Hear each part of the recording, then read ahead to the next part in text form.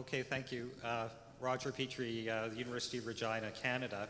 I'm interested in computer science partly because of the hacker culture, which, it emerges with Richard Stallman basically trying to re-embrace the ethics of the university in response to the commercialization of software.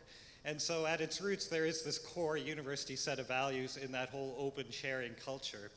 But I'm interested in particular with computer science in part because of the generation of the hacker culture of new types of artifacts. So if we think of journal publications, which we've been doing for 350 years with the Royal Society, that was a commercial transactional model of knowledge generation, which has had its benefits.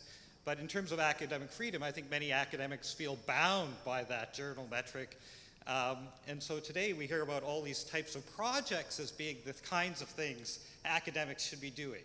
So I guess from a hacker culture perspective, if you wanted to change the way academics were evaluated, so it isn't just based on journals, but it's based on artifacts, things we're producing, which is what sustainable development is all about, what can you tell us as that kind of hacker culture to inform how we should change our metrics for measuring what professors are doing?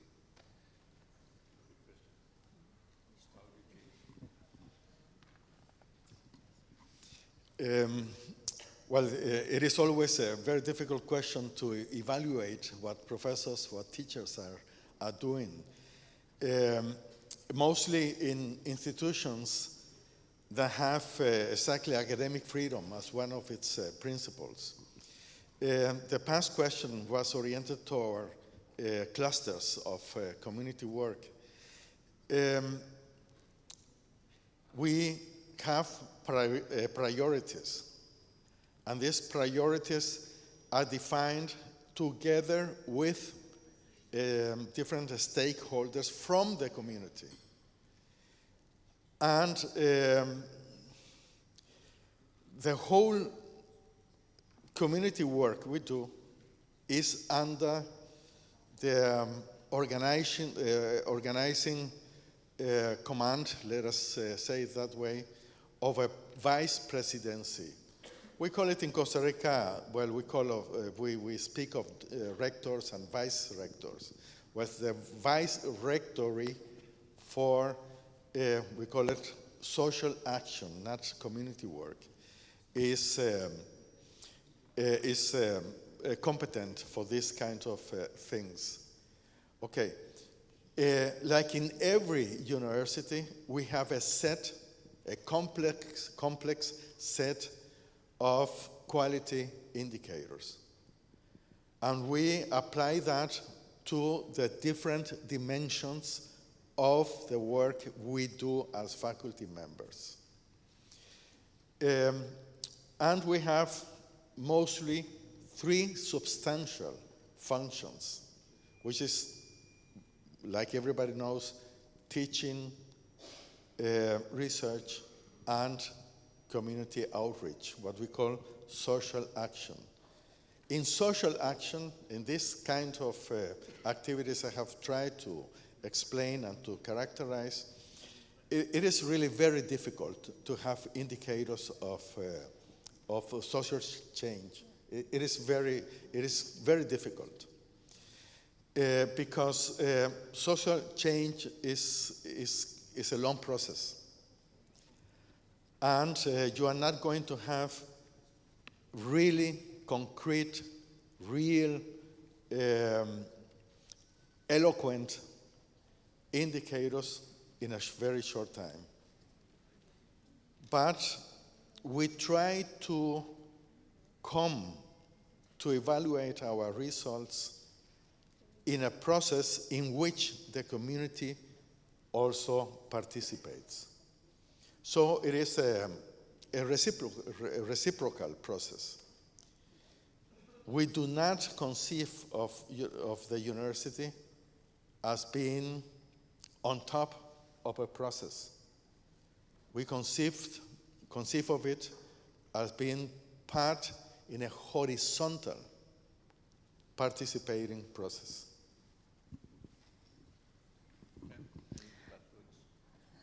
Did I get your question right, that you were worried about the publications and the of the research? Was that correct? I think a lot of academics feel bound in terms of their freedom by being evaluated on a journal-based model as the primary mode of evaluation, which is 350 years old, is based on a commercial model of buying and selling of knowledge. And it seems in the computer world, where the hacker culture talks about generating new types of artifacts that aren't journals, but are actual projects, things. So for me, I'm working in RCE. The RCE is an artifact. It's a structure that is being made that advances sustainable development. But there's no, in terms of our, the freedom to do that, the way the university evaluates on the basis of journals and numbers of publication is seriously binds academics in terms of the freedom to do projects, artifacts that are not journals. And so I guess I was interested in how can the university liberate its academic community by not being bound to a journal-based evaluation model, but by including something else. I would be happy to have that answer, how we can evaluate that, but I think we have to change for the future. And then you said that there are many things in the research which takes a long time to see whether it's worthwhile or not. But I would like to go back and say that I hope that within the heart of the faculties and of the universities, that we have a responsibility for this and see to that what is coming out is really evidence-based knowledge and that the research could be trusted.